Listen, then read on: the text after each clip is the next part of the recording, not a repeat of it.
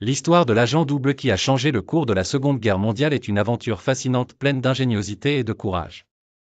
Cette figure emblématique s'appelle Juan Pujol Garcia, mieux connu sous les pseudonymes de Garbo pour les Alliés et Alaric pour les Allemands. Né en 1912 à Barcelone, rien ne prédestinait Pujol à embrasser la carrière d'espionnage.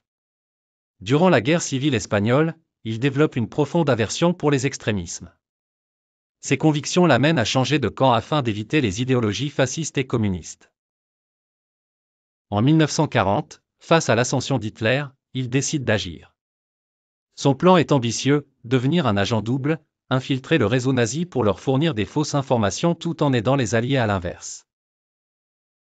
Pujol s'auto-proclame espion pour les nazis, mentant en prétendant vivre à Londres avec un vaste réseau d'informateurs fidèles à la cause allemande.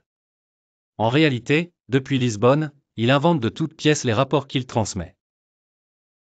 En 1942, après plusieurs tentatives infructueuses, le MI5 finit par recruter Pujol, attribuant à celui que l'on nommera Garbo une mission cruciale. Il participe à l'opération Fortitude, une ambitieuse stratégie de désinformation. Garbo parvient à convaincre l'état-major allemand que l'invasion aurait lieu à Pas-de-Calais, non en Normandie.